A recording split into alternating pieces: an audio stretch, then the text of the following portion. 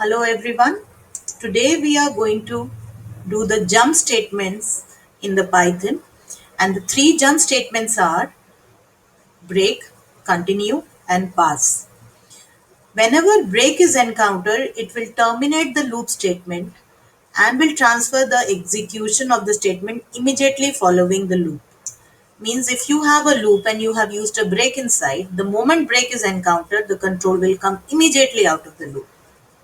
Whereas in the continue statement, whenever a continue statement is encountered, it skips the remaining portion within its body of the loop and then forces the next iteration. The third is a pass statement. The pass statement is used in the Python to complete the syntax, but it doesn't do any execution. When you execute, it doesn't do anything. So it is to complete the syntax, we write pass, and sometimes we might require pass. So let's go on to the break statement and let's cover it in detail. The break statement, as you can see, will immediately come out of the loop body. So we have a program where there is a for loop and there is a variable I which is iterating in the sequence of this list, which is 12, 16, 17 and 24 and 29. So now when I will take the first value as 12, it will enter inside and say print 12. Is 12 mod to 1? It is not so. So it will not break and it will go for the next value. Then it will go to 16 and say print 16. Is 16 mod 2 is equals to 1? Basically it is checking for an odd number. So then break will not be encountered. It will go again and take the next value 17 and print 17. And is 17 mod to 1? Yes, it is now 1. So the break will get encountered and the control will immediately come out of the for loop and the statement following will be executed. So print done will be written as an output. So you can see that output will be 12, 16, 17 and done. So break can be used in nested for loop. If the break is used in the innermost loop, whenever a break is encountered, it will come out of the innermost only. It will not come out of the all loops. So in the enclosing for, whichever in enclosing for the break is encountered, it will come out of that for only. So break at times help us in terminating the loop when we do not want to use it. So these are all the programs on break which we can see now. This is what checking for a multiple of 3. Is 2 mod 3 0? No, the remainder is 2. Is 3 mod 3 0? Yes, the remainder is 0. So it will break and it will only print 2 as an output. So this is checking for all the multiples of 3. The moment you get the first multiple, it will break out of the loop. So now let's move on to the other jump statement, continue. The continue, whenever is encountered, will skip all the parts of the code below. What is the part of the code below? This is the thing which is below the continue in the loop. So it will skip.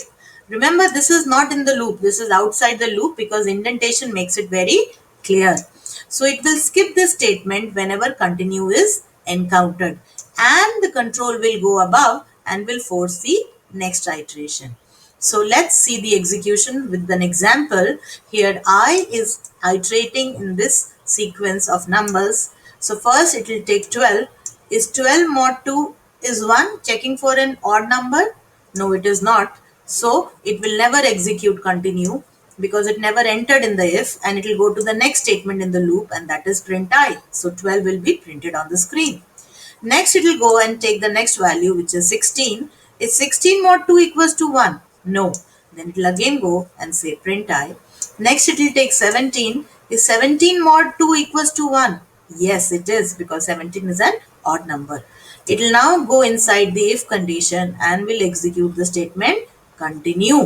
So as you can see, print I will not be executed because the continue has been executed. So 17 will not be printed on the screen. So, but continue will not come out of the loop like break, but it will force the next iteration. So I will now take the next value as 24.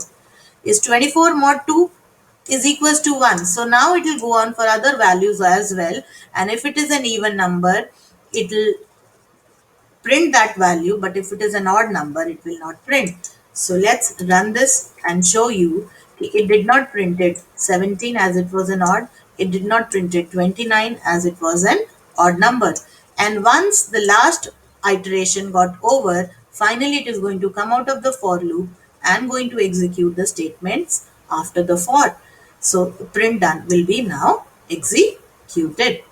So this is about the continue statement, a jump statement in Python. So now let's move on to the next statement, which is pass.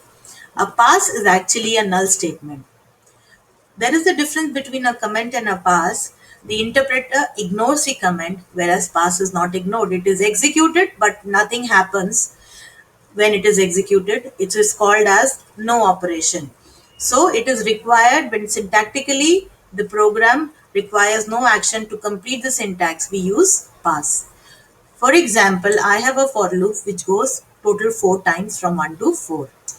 If nothing has to be done in the for and it is just to waste the CPU time, I will write pass, because without pass, if I run this, it will give me an error, because after pressing colon, it requires at least one statement to have under for. And right now, I don't want to write anything, so I will write pass. Pass, when the control will come, there will be no operation, nothing will be done. The control will go to next value and pass, then 3, then pass, then 4, then pass. And after doing 4 times the for loop, it will come out and print this as an output.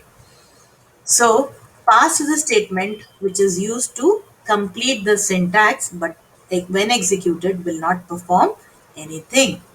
Thank you.